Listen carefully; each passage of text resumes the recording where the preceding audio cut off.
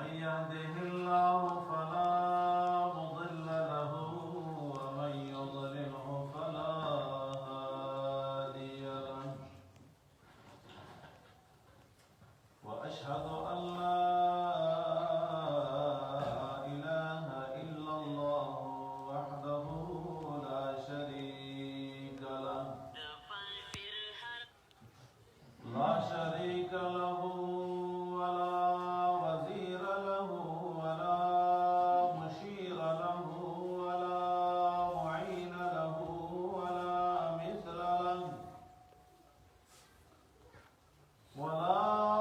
مثل له ولا مثال له ولا مماثل له ولا مثيل له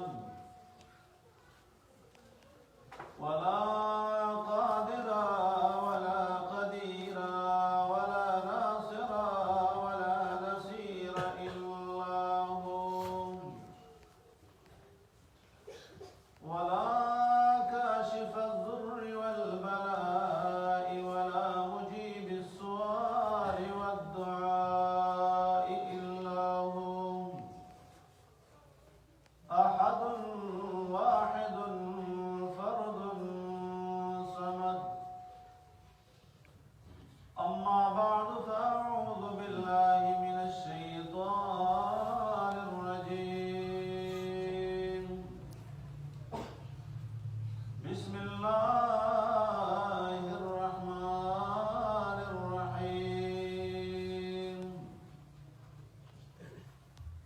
وضرب الله مثلا قرية كانت آمنة مطمئنة يأتيها رزقها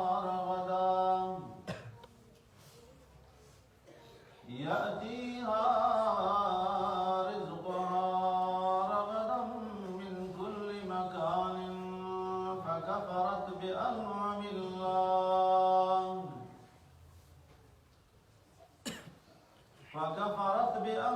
الله فأذاقها الله لباس الجوع والخوف بما كانوا يصنعون صدق الله مولانا العظيم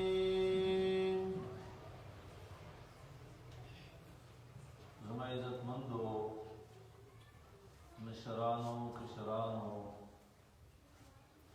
د دې کلي او د دې علاقې اوریدونکو الله جل جلاله په دربار کې سوال دی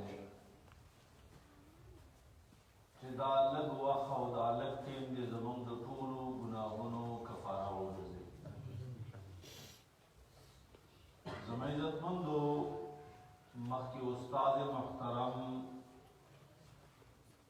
چې مشهور دی په ډبر ثابت صاحب باندې دا استاد الکل زمونږ د ټولو استاد دی او زمونږ د سر ګل دی او د دې باغ مالیار دی. د هغې په کلي کې یا د هغې په علاقه کې زما بیان ته داسې خاطرخواه ضرورت هم نشته، خو د ملګرو خواهش و او څه ډېر کلونه بعد 22 کاله بعد تقریبا زما دلته راتګ وشو، نو مال علاقه به ووینو او زه د خپلو استادانو ملاقات به هم وکړو. زه په ښار کې ثانیه کې وم چې چنارګام استاد ژوندی به او د هغه هلته پروګرام و، هغه وخت کې زه هغه کلي ته راغلی وم. ټیم هم کم دی، زه تاسو ته صرف 3 خبرې پیش کوم.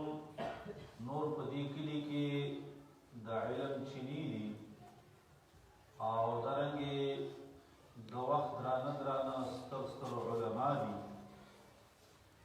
اولنۍ زه تاسو ته د دې خپل تلاوت شوي آیات مطابق زر کال مخکې د زر کال نه څبره یو کلی و، دغه کلي مثال به درته پیش کړم. دویم په هغه کلي کې یو سړی و او دغه سړي مثال به درته د سورة البقرې په حواله پیش کړم. او دریم نمبر به درته دا ووایم چې آیا موږ له دې کلي والا له څه کول پکار دي. ما څو خبرې سرنامه کې کېښوستې درې.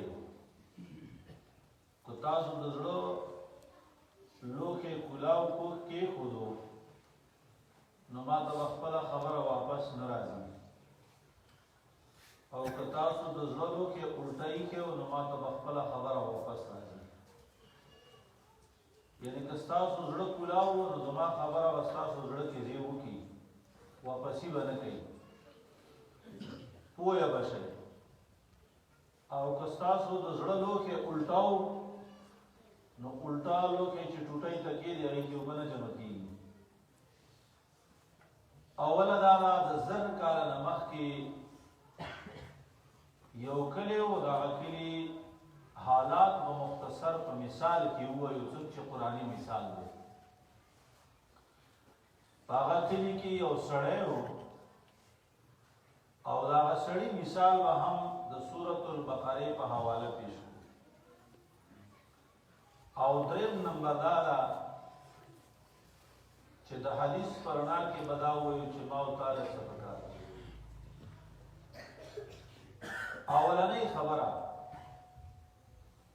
د زرو کالو نه زیات وشو، 1400 یا څه کم 1500 کاله وشو چې په کلو کې یو کلی و.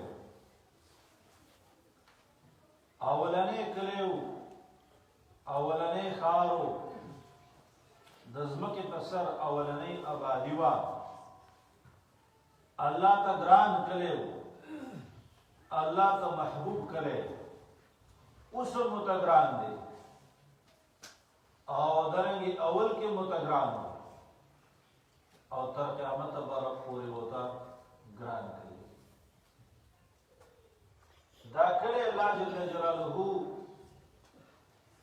په سورة نحل کې په یو مثال کې پیش کړی دی چې دې کلي کې څه خصلت و او په دې کلي کې څه وجه وه چې الله ته ګران محبوب بیا پې وشو څه پیښ شو ورته څه. دا کلی زما عزتمندو، دا ښار، دا علاقه مکه مکرمه. ان اول بیت وضع للناس للذي ببکه، یقینا د ټولو نه اولنی کور، اولنی ښار، اولنی ځای چې الله جل جلاله آباد کړو، د آبادۍ په لحاظ او د عبادت په لحاظ. للذي ببکه، مکه مکرمه ښکلی ښار، بهترین ښار،